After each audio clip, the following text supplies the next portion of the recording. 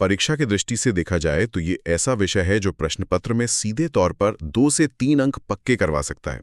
इसलिए श्रोताओं के लिए ये जानना बहुत जरूरी है कि इस विस्तृत चर्चा का एक एक तथ्य, एक एक आंकड़ा परीक्षा के लिए स्वर्ण के समान मूल्यवान है। एकदम। तो इस कहानी की शुरुआत करते हैं इसके इतिहास से।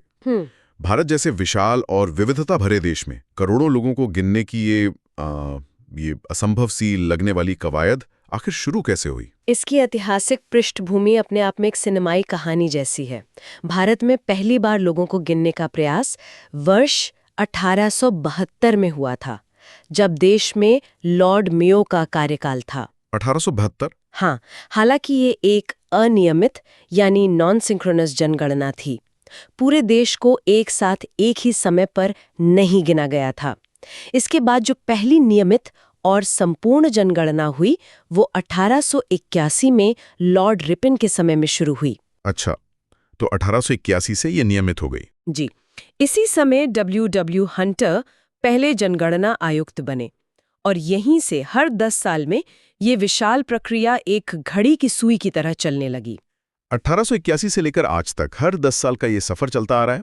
लेकिन इन ऐतिहासिक दस्तावेजों को खंगालते हुए एक वर्ष ऐसा सामने आता है जो बाकी सभी दशकों से एकदम अलग खड़ा दिखाई देता है। 1921 का वर्ष। बिल्कुल, 1921।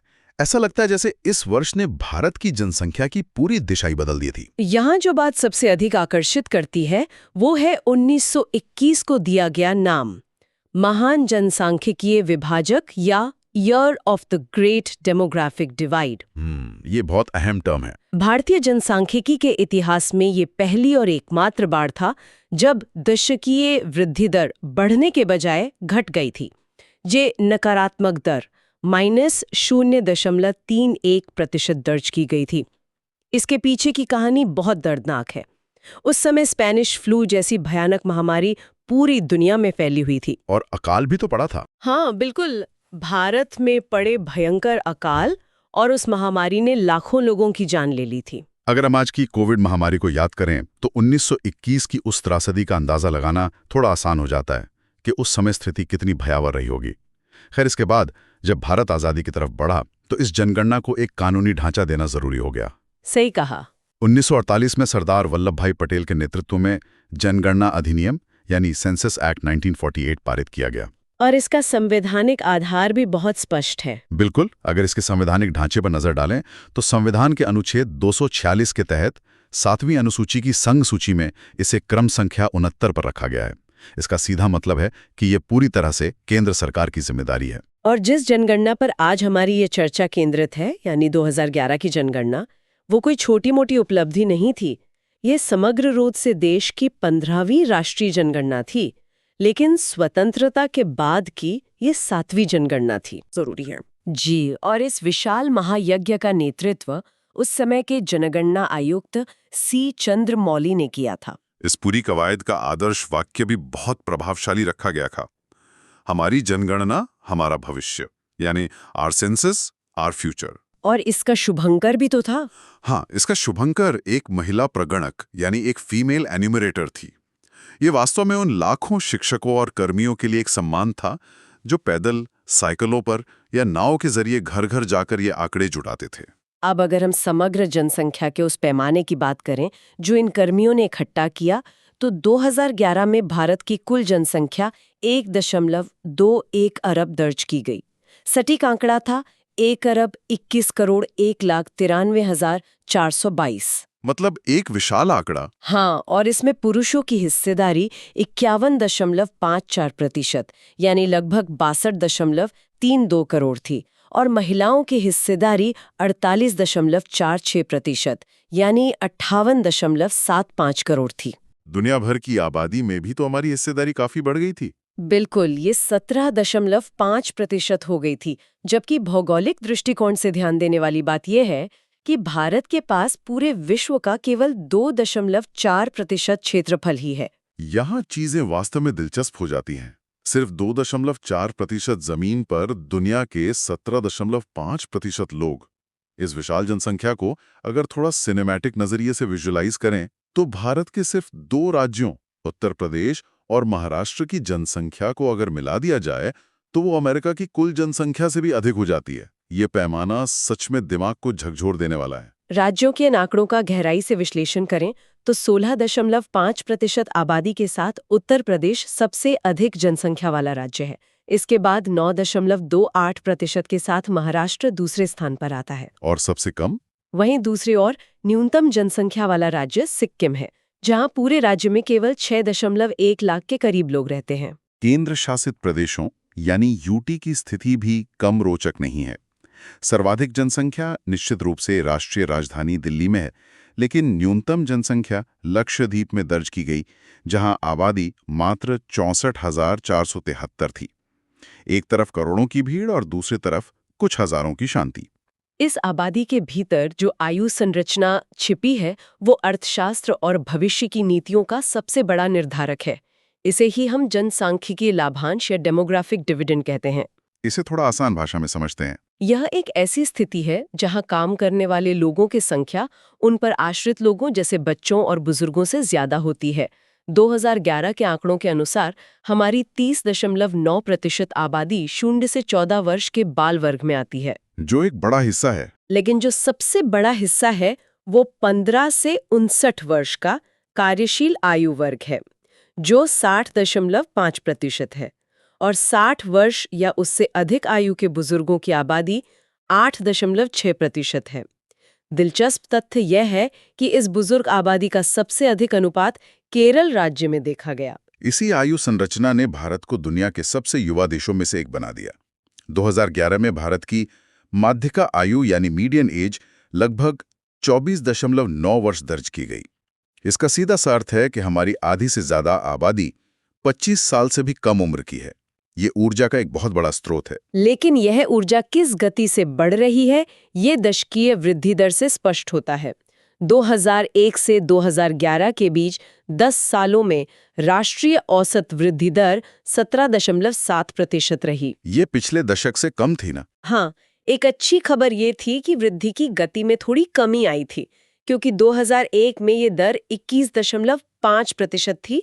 इस 17.7% की वृद्धि में ग्रामीण इलाकों में 12.3% की वृद्धि हुई, जबकि शहरी इलाकों में ये तेजी से 31.8% की दर से बढ़ी। राज्यों की वृद्धि दर के ये आंकड़े प्रतियोगी परीक्षाओं के प्रश्नपत्रों में अक्सर चमकते हुए दिखते हैं। सर्वाधिक वृद्धि वाले राज्यों में मेघालय 27.9% के साथ पहले और अरुणाचल प्रदेश 26.0% के साथ दूसरे स्थान पर रहा। बिल्कुल। लेकिन एसएससी या किसी भी परीक्षा के लिए सबसे बड़ा और शायद सबसे ज्यादा पूछा जाने वाला तथ्य वह है जहां जनसंख्या बढ़ने के बजाय घट गई।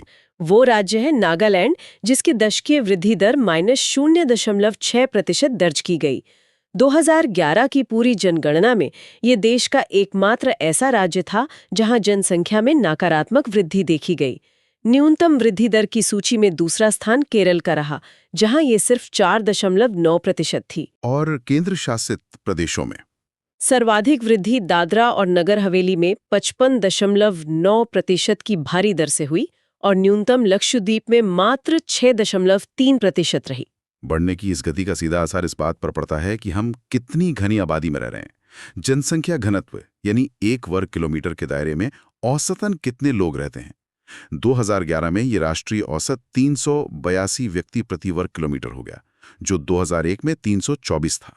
और राज्यों में ये असमानता बहुत ज्यादा है। हाँ, राज्यों में ये भीड़ सबसे ज्यादा बिहार में दिखी, जहां घनत्व 1106 व्यक्ति प्रति वर्ग किलोमीटर था, और पश्चिम बंगाल 1028 के साथ दूसरे नंबर पर रहा। न्यूनतम घनत्व वाले राज्य अरुणाचल प्रदेश के आंकड़े एक अलग ही दुनिया की तस्वीर पेश करते हैं। वहां 1 वर्ग किलोमीटर में केवल 17 व्यक्ति निवास करते हैं। केंद्र शासित प्रदेशों में ये कॉन्ट्रास्ट और भी ज्यादा चौंकाने वाला है। दिल्ली में सर्वाधिक घनत्व 11,320 व्यक्ति प्रति वर्ग किलोमीटर है। 11,000 से ज्यादा। जरा सोच कर देखिए, दिल्ली में 1 वर्ग किलोमीटर के भीतर 11,000 से ज्यादा लोग, जैसे मेट्रो का कोई खचाखच भरा डिब्बा, जबकि अंडमान और निकोबार में यह न्यूनतम सिर्फ 46 है। दिल्ली के 11,320 और अरुणाचल प्रदेश के 17 के बीच का ये विशाल अंतर भारत की अकल्पनीय भौगोलिक विविधता को दर्शाता है। यह विविधता केवल भूगोल में नहीं, बल्कि समाज के ताने बाने में भी गहराई से मौजूद है। चलिए अब लिंगानुपात की ओर बढ़ते हैं, जो समाज में महिलाओं की स्थिति को आंकड़ों के जरिए दिखाता है। लिंगानुपात यानी प्रति 1000 पुरुषों पर महिलाओं की संख्या 2011 में राष्ट्रीय औसत 943 दर्ज किया गया। जो कि एक सुधार था। जी, ये 2001 के 933 के मुकाबले एक सकारात्मक सुधार था। ग्रामीण लिंगानुपात 949 था, जो शहरी लिंगानुपात 929 से बेहतर था। राज्यों के स्तर पर देखें तो सबसे शानदार आंकड़ा केरल का था, जहां लिंगानुपात 1084 दर्ज हुआ, यानी वहां पुरुषों की तुलना में महिलाओं की संख्या अधिक थी। वहीं दूसरी तरफ न्यूनतम लिंगानुपात हरियाणा में रहा, जो सिर्फ 879 था। और केंद्र शासित प्रदेशों के आंकड़े क्या कहते हैं? यूटी में सर्वाधिक पुडुचेरी में 1037 और न्यूनतम दमन और दीव में मात्र 618 दर्ज किया गया। लेकिन जब हम 0 से 6 वर्ष की आयु के बाल लिंगानुपात या चाइल्ड सेक्स रेशियो के पन्ने पलटते हैं तो तस्वीर थोड़ी धुंधली और चिंताजनक हो जाती है। 2011 में यह आंकड़ा 919 था, जो कि काफी कम हो गया था। बिल्कुल। ये एक बड़ी चिंता का विषय इसलिए है क्योंकि 2001 में ये 927 हुआ करता था। समग्र लिंगानुपात में सुधार हुआ, लेकिन बच्चियों के अनुपात में गिरावट आई। ये सचमुच एक ऐसा आंकड़ा था जिसने समाजशास्त्रियों और नीति निर्माताओं को गहरी चिंता में डाल दिया। राज्यों में बाल लिंगानुपात सर्वाधिक अरुणाचल प्रदेश में 972 था, जबकि न्यूनतम एक बार फिर हरियाणा में 834 दर्ज किया गया। ये गिरावट भविष्य के समाज के लिए एक चेतावनी की तरह थी। समाज की प्रगति का एक और बड़ा पैमाना शिक्षा है। साक्षरता दर की बात करें तो 2011 की जनगणना के अनुसार 7 वर्ष या उससे अधिक आयु का कोई भी व्यक्ति जो किसी भी भाषा को समझ के साथ पढ़ और लिख सकता है, उसे साक्षर माना जाता है। सिर्फ अपना नाम लिख लेना काफी नहीं है, समझ के साथ पढ़ना लिखना जरूरी है। बिल्कुल। हमारी राष्ट्रीय साक्षरता दर 74.04% दर्ज की गई। अगर हम इसे व्यापक परिप्रेक्ष्य में देखें तो शिक्षा में पुरुषों और महिलाओं के बीच की खाई 2011 में भी स्पष्ट दिखाई देती है। पुरुष साक्षरता 82.14% थी, जबकि महिला साक्षरता 65.46% थी। यहाँ 16.68% का जेंडर गैप साफ नजर आता है। और राज्यों की रैंकिंग में केरल फिर सबसे ऊपर है। हाँ, राज्यों में केरल हमेशा की तरह 94.0% के साथ सर्वाधिक साक्षर राज्य रहा और बिहार 61.8% के साथ न्यूनतम साक्षरता वाला राज्य बना। प्रतियोगी परीक्षाओं के लिए एक बहुत ही महत्वपूर्ण तथ्य ये भी है कि देश में सबसे कम महिला साक्षरता राजस्थान में दर्ज की गई, जो 52.1% थी। केंद्र शासित प्रदेशों में सर्वाधिक साक्षरता लक्षद्वीप में 91.8% और न्यूनतम दादरा और नगर हवेली में 76.2% रही। साक्षरता के बाद भाषा के आंकड़े भी बड़े दिलचस्प हैं। जी, साक्षरता के बाद जब हम ये देखते हैं कि लोग क्या बोलते हैं, तो भाषाओं के आंकड़े भी बड़े दिलचस्प बदलाव दिखाते हैं। देश में सबसे ज्यादा बोली जाने वाली भाषा हिंदी रही, जिसे 43.63% आबादी अपनी मातृभाषा के रूप में इस्तेमाल करती है। दूसरे नंबर पर 8.03% के साथ बंगाली है। लेकिन 2011 में जो एक बड़ा उलटफेर हुआ, वो था तीसरे स्थान के लिए मराठी और तेलुगु के बीच। एकदम सही। 6.86% वक्ताओं के साथ मराठी ने तेलुगु को पीछे छोड़ दिया और तीसरी सबसे ज्यादा बोली जाने वाली भाषा बन गई। वहीं भारतीय संविधान की 8वीं अनुसूची में शामिल भाषाओं में सबसे कम बोली जाने वाली भाषा संस्कृत रही, जिसके केवल लगभग 24,800 वक्ता दर्ज किए गए। अब बात करते हैं कि भारत की ये विशाल आबादी आखिर रहती कहाँ है और अपनी आजीविका कैसे चलाती है। 2011 के आंकड़ों के अनुसार हमारी 68.8% आबादी यानी करीब 83.3 करोड़ लोग ग्रामीण इलाकों में रहते हैं, जबकि 31.2% यानी 37.7 करोड़ आबादी शहरी इलाकों में निवास करती है। शहरीकरण और ग्रामीण आबादी के इन आंकड़ों में अक्सर एक भ्रम पैदा होता है, जिसे स्पष्ट करना जरूरी है। प्रतिशत के आधार पर सर्वाधिक शहरीकृत राज्य गोवा है, जहां की 62.2% आबादी शहरों में रहती है। लेकिन अगर हम प्रतिशत हटाकर पूर्ण संख्या या कुल लोगों की गिनती करें तो सबसे ज्यादा शहरी आबादी महाराष्ट्र में निवास करती है। ये बहुत अहम अंतर है। बिल्कुल। इसी तरह प्रतिशत के आधार पर सर्वाधिक ग्रामीण राज्य हिमाचल प्रदेश है, जिसकी 89.97% आबादी गांवों में है। लेकिन पूर्ण संख्या में सबसे बड़ी ग्रामीण आबादी उत्तर प्रदेश में है। और ये आबादी काम क्या करती है? कार्य सहभागिता दर यानी वर्क पार्टिसिपेशन रेट ये बताता है कि देश की कुल आबादी में से केवल 39.8% लोग कामगार की श्रेणी में आते हैं। इसका मतलब है कि बाकी 60.2% आबादी गैर कामगार हैं, जिसमें छात्र, बच्चे, बुजुर्ग शामिल हैं। हाँ, छात्र, बच्चे, बुजुर्ग और वे लोग शामिल हैं जो आर्थिक रूप से किसी रोजगार में नहीं हैं। इन 39.8% कामगारों को भी दो हिस्सों में बांटा गया है। पहले है मुख्य कामगार, जो कुल कामगारों का 75.8% है। ये वो लोग हैं जिन्हें साल में 6 महीने या उससे अधिक का रोजगार मिलता है। दूसरे हैं सीमांत कामगार, जो 24.2% है, जिन्हें 6 महीने से कम का काम मिलता है। और सबसे बड़ा व्यवसाय? अगर हम व्यावसायिक क्षेत्र की बात करें तो लगभग 30% कामगार खेतीहर मजदूर के रूप में काम करते हैं, जो सबसे बड़ा वर्ग है। भारत की सामाजिक संरचना को गहराई से समझने के लिए अनुसूचित जाति यानी एससी और अनुसूचित जनजाति यानी एसटी के आंकड़े परीक्षा के दृष्टिकोण से बहुत अहम है। राष्ट्रीय स्तर पर एससी का प्रतिशत 16.6% है। पूर्ण संख्या में सबसे अधिक एससी आबादी उत्तर प्रदेश में है, लेकिन प्रतिशत के आधार पर यह सर्वाधिक पंजाब में है, जो 31.9% है। ये प्रतिशत और पूर्ण संख्या का अंतर परीक्षा में अक्सर पूछा जाता है। जी, और यहाँ श्रोताओं के लिए यह नोट करना बहुत जरूरी है कि नागालैंड, अरुणाचल प्रदेश, लक्षद्वीप और अंडमान निकोबार ऐसे क्षेत्र हैं जहाँ एससी जनसंख्या 0 है। इसी प्रकार अनुसूचित जनजाति का राष्ट्रीय प्रतिशत 8.6% है। पूर्ण संख्या में सर्वाधिक एसटी आबादी मध्य प्रदेश में है, लेकिन प्रतिशत में देखें तो लक्षद्वीप 94.8% और मिजोरम 94.4% के साथ सबसे आगे हैं। और 0 एसटी आबादी वाले क्षेत्र पंजाब, हरियाणा, दिल्ली, चंडीगढ़ और पुडुचेरी ऐसे क्षेत्र हैं जहां एसटी जनसंख्या 0 दर्ज की गई। देश के सबसे बड़े जनजातीय समूहों पर नजर डालें तो पहले स्थान पर भील जनजाति और दूसरे स्थान पर गोंड जनजाति आती है। धर्म आधारित आंकड़ों का अगर हम तटस्थ रूप से विश्लेषण करें तो 2011 में हिंदू आबादी 79.8% थी, जिसकी दशकीय वृद्धि 16.8% रही। मुस्लिम आबादी 14.2% थी, जिसकी वृद्धि दर सर्वाधिक 24.6% दर्ज की गई।